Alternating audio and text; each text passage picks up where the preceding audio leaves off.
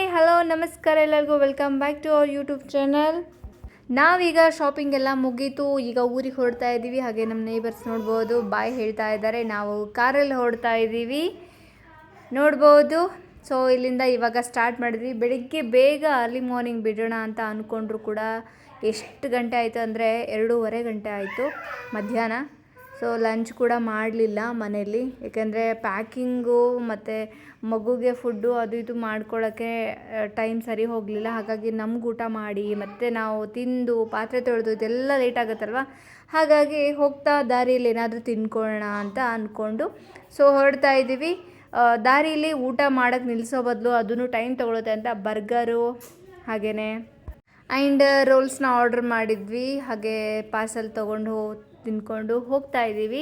So ಸಖತ್ತಾಗಿತ್ತು burger, taste ಅಂತೂ ತುಂಬ ಚೆನ್ನಾಗಿದೆ ನೋಡ್ಬೋದು.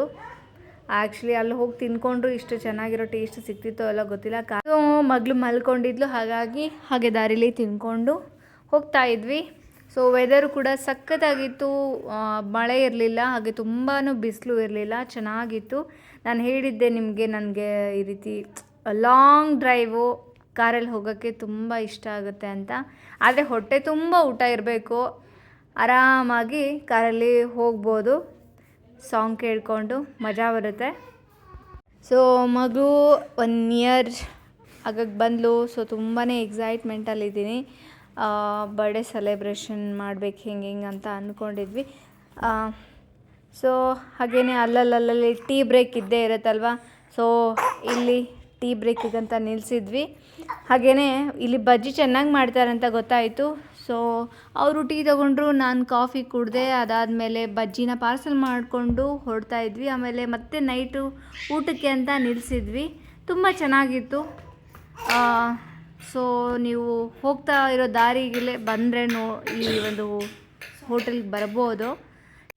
ಆ್ಯಂಡ್ ಮತ್ತೆ ಇಲ್ಲಿ ಊಟ ಇಲ್ಲ ಮುಗಿಸ್ಕೊಂಡು ಟೀ ತೊಗೊಂಡು, ಸೊ ಅವ್ರಿಗೆ ಸುಸ್ತಾಗಿ ಅಂದರೆ ನಿದ್ದೆ ಬರ್ತಾ ಇರುತ್ತಲ್ಲ, ಆವಾಗವಾಗ ಟೀ ಕುಡಿದ್ರೆ ಫ್ರೆಶ್ ಆಗಿರುತ್ತೆ ಅಂತ ಅವರು ಟೀ ಕುಡಿತಾಯಿದ್ರು. ಹಾಗೆ ನಾನು ಅಲ್ಲೇ ಕ್ಯಾಪ್ಚರ್ ಮಾಡ್ತಾಯಿದ್ದೆ ಕಾರಲ್ಲೇ ಕೂತ್ಕೊಂಡು. ಹೊರಗಡೆ ತುಂಬಾ ತಣ್ಣಗೆ ಅನ್ನಿಸ್ತಾ ಇತ್ತು. ಬಟ್ ಹೇಳ್ದಂಗೆ ವೆದರು ತುಂಬಾ ಚೆನ್ನಾಗಿತ್ತು.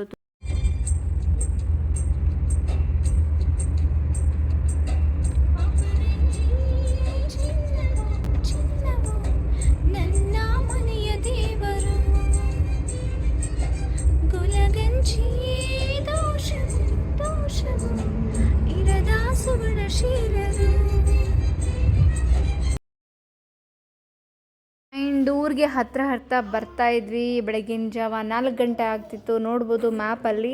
So just 14 minutes to reach. ಇನ್ನು ಬರೀ 12 ಕಿಲೋಮೀಟ್ರ್ ಇತ್ತು. ಸೊ 4 ಗಂಟೆಗೆಲ್ಲ ಊರಿಗೆ ರೀಚ್ ಆದ್ವಿ.